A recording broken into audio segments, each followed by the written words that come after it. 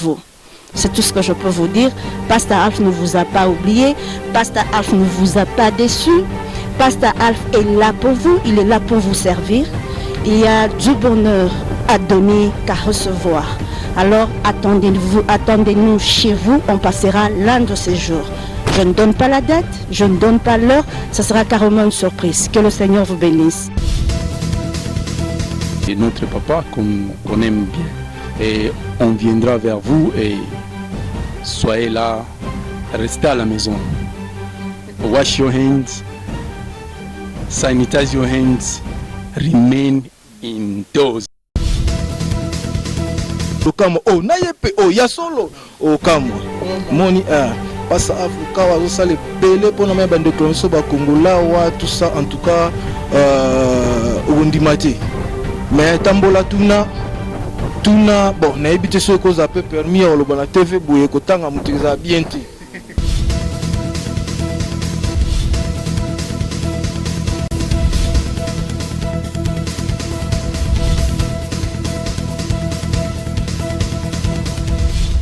Balobi, abonnez-vous massivement. Kin Elengi TV, Yangonde Makam. Kin Elengi TV. Vous allez faire ce que votre présentateur de l'émission, ça sentit un beau garçon. Yannick Wenge, Yonde Makam. Ya, salut fidèles téléspectateurs, à vous qui êtes en train de nous suivre partout dans le monde sur www.kin Elengi TV. Vous êtes tellement nombreux pour suivre cette belle émission, le bateau Yoka, présenté par votre humble serviteur R. Zumbayo, journaliste à l'équipe en 1.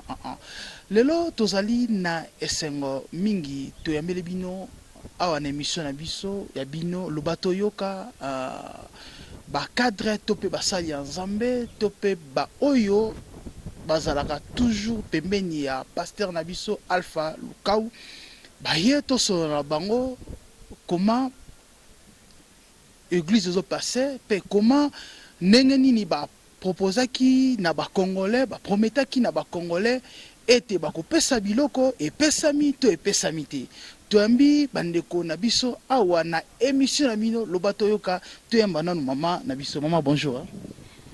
Bonjour. Maman, ce que vous présentez comme bonani? Je reprends au nom de Gaudence Mami Kabamba et je sers Dieu au sein de l'église Alléluia Ministry International. Alléluia Ministry International, et il fallait les lots, les Congolais, basala qui est belé, awana Yoville, na Bezvale, partout, na Djobura. Bazela qui était na confinement au ezoleka na batu nenge bazana bandaku, ça fait au moins 3 semaines et demie batu bazana kati ya bandaku, il fallait batu bazwa biloko passer pela pour être pasteur Alpha Lukau apesaka batu biloko et comme na tour ba congolais et comme boy ponani. En tout cas, justement on est là pour d'abord s'excuser. Tosengi bolimbisa biso mingi. Excusez-nous, cela ne dépend pas de nous. Le problème est qu'on était déjà prêts. Makamonio ceci et salamaki. Il fallait toya koti kabiloko ndengi tolobaki. Mais comme nous le savons tous, en suivant les informations, ils ne veulent plus voir les gens aller remettre la nourriture à une communauté quelconque. Omoni sikoyo biso tolingaki toya mais ceux qui toya ka balingaki on allait se faire des problèmes. Ils n'ont pas accepté parce que on l'a fait avec Tembisa, on l'a fait à Alexandra. Lelo sikozalaki toria ya Yeoville balobi boy awana Yeoville c'était pour notre communauté. Donc pour la bango bazalaki d'accord té. Et comme Kineti, Tolingito Sala, Tolingito ma xénophobie, Nambora la Bango, il fallait toper sa Bango, qu'on leur remette Babyloko Nyonso comme ça, Bango, Bakabola. Son nom n'était pas d'accord, vu que Tosi te promettait qui communauté n'a biso que Tokoya Toria Kopé sa Bango, Biloko. C'est comme ça qu'on a suggéré, bon, de tout garder au courant de la semaine. Je ne sais pas vous donner le jour, je ne sais pas vous donner l'heure, ça sera vraiment une surprise parce qu'il faudra que tout salango, bango baye bate que tozo salango. On a déjà une liste bien établie. To banda rosa kaka to komi na immeuble boye, to bengi okiti, to pesio kolina yo, to leki karabongo juste pour s'éviter des problèmes. C'est comme vous le savez, Pasteur Alf, c'est pas la première fois à Sali Action Oyo, Azana Orphelina, il aide souvent ceux-là qui sont dans le besoin. Voilà pourquoi ce qu'il a jugé bon d'apporter un plus dans sa communauté, comme qui dirais-je, il y a du bonheur. Pasteur Alpha Lukao, par rapport à Pesa, Congolais, c'est la première fois où Pesa a déjà bandaka. Bon, na minute oyo, Azopé, c'est parce que il sait que la plupart des gens ne travaillent pas. Ayebi que maman la biso, elles vivent plutôt autour du jour. Voilà pourquoi est-ce qu'Aloba Kinte a apporté quand même un plus à Sali sa maman. C'est voilà. Ok, merci beaucoup maman. Toké na Prince Sassa. Bonjour. Bonjour Erzo. Yaboni. Ah oui, ça va, santé ça bien. On est un peu moins stressé par rapport à Bakondi ya police na iloko oyo balobi pona lelo c'était prévu batu bazwa biloko to moni ba congolais et bazala ki tellement ebele oyo bazala ki contribution ya Pasteur Alpha Lukao pona makambo ya confinement oyo batu bazo vivre 4 en Afrique du Sud tozana une semaine pardon tozana un mois et demi oyo tokovanda na bandako message nini oyo memeli bandeko oyo pe baza kolando partout dans le monde. Ndengo lobi pas za makasi souci stress donc soki nga na zabo bongo yemongo pasa afluka ozandeni pas ndeni oya oyoka parce que yende mtazo pesa biloko wana alors avant na yala mtuna nayo nangana répondre na mtuna moko tunaki sœur nanga awa otuni pasa est-ce que zambala liboso apesa ba congolais tondeni non ezamba liboso ça koni na milliers ya ba sud-africains même ba Zimbabwe mais na milliers ya ba congolais vraiment te bochaka inde kate bochaka inde kate po pasa afluka omoni mutema oyo pasa za wanango ceux qui pêchent à 50 personnes en Afrique du Sud, en tout cas même na Congo, to bongi to comme bien. Vous comprenez? Donc à ça na te belé au ba congolais à Edaka. So na bando tangelo o bando kama o na yepe o ya solo o kama. Moni passe Afrika wa zo sale belé pour na me bando so ba kongola wa tout ça en tout cas au ndimati. Mais tambola tuna bon na ebité ce cause peu permis au la TV boye ko tanga mutu za bien te eza bien te donc mais passe Afrika oyeba ke azo aider ba congolais belé alors passe na biso lelo tozalaki ya ko bongama poto kita yovi lelo to sunga bandeko na biso en tout cas tokuta na kokoso toki kotambola likolo ya loite parce que bango selon bango bana mboko yo balingaki gouvernement lingaki to tikeli bango biloko et puis bango bakotala ndenge nini ya kokabola biloko alors biso to sepelaki nango te po to yeba te biloko ekende wapi tamusu bandeko na biso ba mona biloko wana te parce que en tout cas pas ces ali bato bazo souffrir alors to mekaki ko solola to zi moi tant ko solola na bango po te bako bongisa ndeni to ko kita bon to moni la police so akoma ki involve. Donc, bakale komaki mwepele non bokita te tout ça pourquoi tout ça bozo repé sa communauté congolaise so bozo contre xénophobie na kati tout ça non pas tu expliquer bango to lobi papa biso za kuto ezamba liboso te osala makambo oyo biso pasa Alpha Lukao et comment lokola habitude na ye zo comprendre donc comment lokola habitude na ye allez sakabat na mboko toza c'est plus de 6 ans yango toza na plus de 600 personnes to lesaka chaque samedi ce sont des congolais ou bazara ba pays nyoso wana busoki ono kutata congolais te pourquoi non baza eza orphelinat parce que eza orphelinat OK donc baza presque ba sud-africain il peut kutana ba zimbabwéen tout ça ba malawite bilo mwa ndengwala chaque samedi plus de 600 après Sarabango donc les habitudes naie tout moni pas kalamingi te semaine coulée tozalaki na Alexandra to liesi plus de 1500 personnes tozalaki sous semaine passée na Tembisa donc plus de 1000 personnes alors et comme na tour ya bande ko na biso ça compliqué ko na biso en tout cas to éviter pourquoi ba compliquer biso en tout cas passe Alpha Lukao na pasi makasi.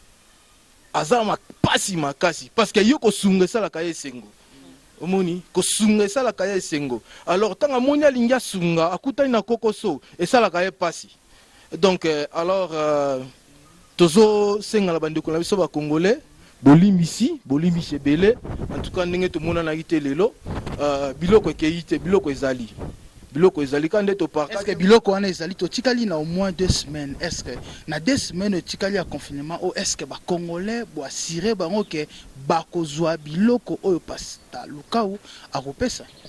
Vouloir ou pas. Pour nga la moni ba conteneur wana na moni biloko eza na éviter ceux qui ata ba ibaka ba église yango et rotika la kaka. Wana pena vouloir ou pas ba ozwa. En tout cas ba ozwa tozo luka kaka to bongisa na gouvernement.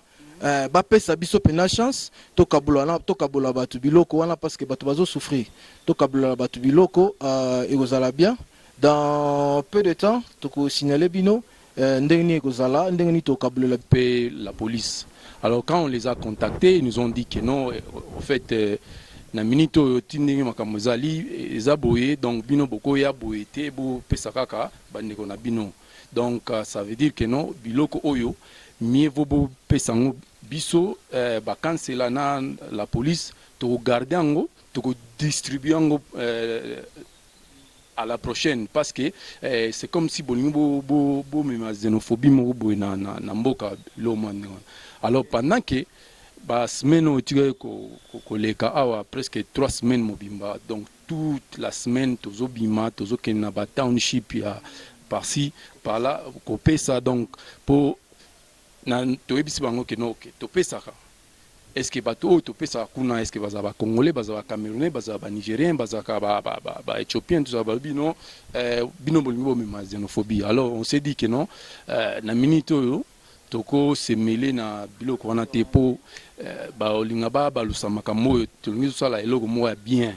Alors on s'est dit que non on se retire tozela toluka tozwa nini to bande on a biso disons bazala na patience semaine prochaine to pesa bango date to komela bango ke place oyo ke to bandaku moko na moko bakoleka na ndaku ba pesa quelque chose pour biloko wana eza vraiment ebele. Merci beaucoup moi monde de la fin na bande ko nyonso oyo basaki temps ya Rolanda bino. Merci beaucoup à toute la communauté congolaise et baom susu bazolanda biso. Donc la raison pour laquelle on fait ce que nous sommes en train de faire, c'est par amour et aussi parce qu'on sert Dieu. Et c'est l'amour de Dieu qui nous, par l'amour de Dieu que nous sommes en train de faire ce que nous sommes en train de faire. Et aussi par son serviteur, Pasteur Alf Lukau, et qui est avec nous, et notre papa qu'on aime bien. Et on viendra vers vous et soyez là, restez à la maison. Wash your hands. Sanitize your hands, remain indoors. Don't go out, we'll come to you. Ok, yeah, chef, thank you, merci beaucoup. Yeah, ma sœur, conclure moi, message fait Yamouké, mon mot de la fin. En tout cas, je n'ai plus rien à ajouter, mais sinon, attendez-nous chez vous à la maison, on viendra vers vous. C'est tout ce que je peux vous dire. Pasteur Alf ne vous a pas oublié. Pasteur Alf ne vous a pas déçu. Pasteur Alf est là pour vous. Il est là pour vous servir. Il y a du bonheur à donner qu'à recevoir. Alors attendez-nous chez vous. On passera l'un de ces jours. Je ne donne pas la date. Je ne donne pas l'heure. Ce sera carrément une surprise. Que le Seigneur vous bénisse. Merci beaucoup. Monsieur Prince, mot de la fin par rapport à l'émission. En tout cas, c'est Ngomingi, Erzoum, en tout cas, Yannick Wenge.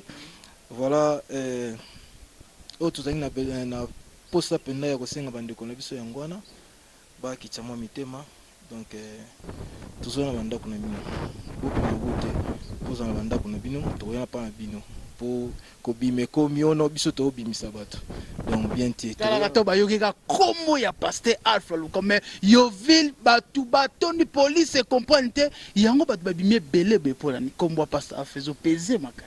C'est ça vraiment en tout cas papa na biso en tout cas papa trop de love pour vous papa en tout cas Ouais. So bozala bandako na bino bobima te biso toya vers bino. Donc pour tout causer problème te quoi. En tout cas, merci beaucoup, que Dieu vous bénisse. Okay. Merci beaucoup, c'était votre humble serviteur R Zumbayo, journaliste de l'équipe on a bon mon inde bande on a biso balobi bande ko bozala calme parce que ndenge pe bobimela ki libanda ezala ki pe mabe. Yebi ke mboka oyo ne bazoboya batu babima pona maladi wana ezoboma to vana bandaku to sukola maboko vraiment ekozala bien. Bakoya porte par porte to yebi déjà bande ko nyonso numéro pe yango wana bobenga na numéro wana soko za na moi inquiétude mobo bobengi na numéro o eza wana na écran to ko répondre yo to ko pesa yo jour to pesa yo ndenge nini to ko leka porte sur porte. Merci beaucoup, c'était votre humble serviteur R Zumbayo, journaliste à l'équipe on a ciao, on se retrouve après.